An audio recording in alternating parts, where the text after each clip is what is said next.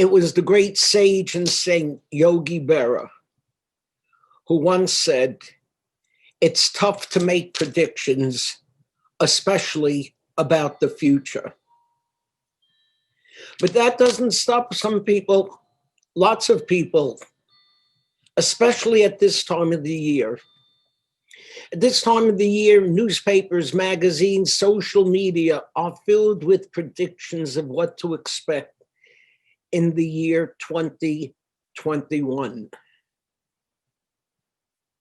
You would think they would recall how off they were in their predictions for 2020. Who could have predicted last year at this time that this would be a year where the most common words spoken would be pandemic, lockdown, social distancing, quarantine, toilet paper? Who would have predicted last year at this time that a year would go by without us shaking hands or hugging other people?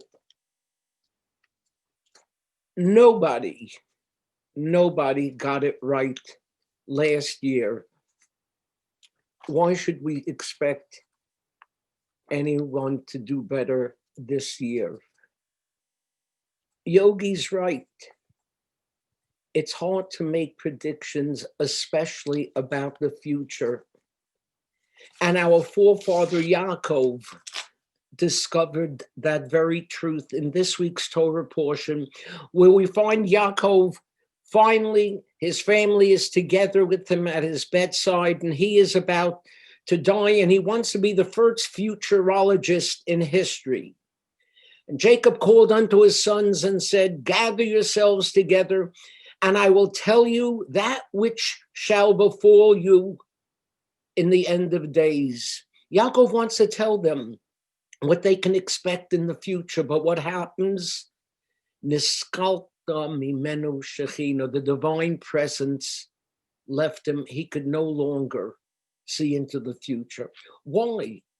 What happened? Our sages basically offer two interpretations. First, they say Yaakov feared that one of his children was unfit, lacking in faith in the Almighty. A second reason, say our sages, is Nistamu einehem v'libam shel Yisrael. The eyes and the heart of the people were closed because of the torment and oppression that the Jews began to experience in the land of Egypt. But so what? So what if one of Jacob's children lacked faith? And so what if the Jews' enslavement in Egypt had begun?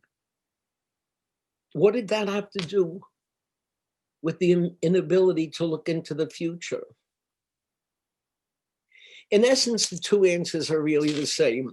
Without faith, man becomes overwhelmed by his plight and becomes blinded to the hopes for the future. Without faith, there is no hope, only despair. Indeed, without faith, for many, there is no future. So let me tell you, based on my faith, knowing how difficult it is, I want to predict what a bright future the Jewish people are going to have. Because if you think about it, for us as Jews, amidst all of the turmoil of 2020, there was some remarkable achievements. While everyone was talking about pandemic and lockdown and social distancing and quarantine, Jews were talking about United Arab Emirates and Dubai and Morocco and Bahrain and Sudan, all from seemingly out of nowhere, making peace with Israel. Who could have predicted? Who could have predicted that in this challenging year, There would now be 10 flights daily from Israel to the United Arab Emirates, that in Dubai there would be a kosher restaurant, that they would be selling wine from Judea and Samaria in the Arab countries. Who would have thought? Perhaps most remarkable was the news that Sheikh Hamad bin Khalafi Al Nahyan, an Emirati businessman, bought a 50% stake in Beitar Jerusalem, a soccer club. You have to understand what that means. As someone put it, it's as if Chelsea Clinton would buy the Trump Tower. Beitar, Jerusalem, is the name of a soccer team, but the name goes all the way back to 1936, when Beitar was the nationalist movement established by Ze'ev Jabotinsky, and the soccer club took on its name. The soccer club and its fans are considered so right-wing, so nationalistic, that it has a fan club named La Familia, taking the Italian mafia's name, because the fan club, basically, when it comes to Arabs, follows the mafia in its values and norms. When there are soccer players on the field who are Arabs, the Familia club screams death to the Arabs and Muhammad is death. And in fact, 7 years ago, Beitar bought 2 Russian players, which was okay with the fans. But when it was discovered that they were Muslims, the members of La Familia torched their club's trophy room, and the club had to get bodyguards to protect its 2 Muslim players from their fans. And now the club is 50% owned by a sheikh. If that's not remarkable, I'll tell you what is remarkable. It's remarkable that the fans have accepted this without major outcries or protests.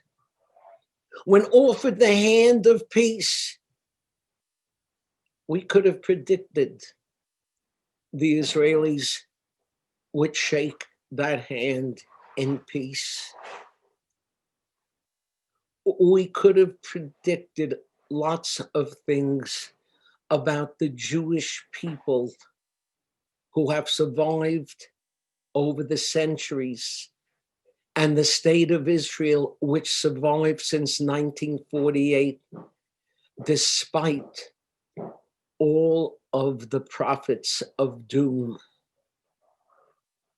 Who would have thought in 1948 that when the year 2020 came to an end and Time magazine listed 100 best inventions for the year, 6 of them were made in Israel? And who could have predicted that when vaccines were discovered to combat the pandemic we're all suffering through, the vaccines would have been made possible by people with names like Michael Dolstein, the chief scientific officer at Pfizer, who's a Jew, and the CEO at Pfizer, Albert Bourla, who is a Jew, and the chief medical officer for Moderna, who is a Jew named Tal Zaks, and the scientist who's responsible for discovering the development of the new RNA for the vaccine is a professor of medicine at the University of Pennsylvania named Drew Weissman, a Jew. Who could have predicted? And yet here we are, ready for another year with, as Jews, continued faith in the future. No one knows what the year 2021 is going to bring, but let us confront it with the words we chant at the conclusion of our Torah portion this week as we bring the book of Genesis to a close. Chazak, chazak, v'nischazek. Let us be strong, let us be strong, and let us strengthen one another. Shabbat Shalom and Happy New Year.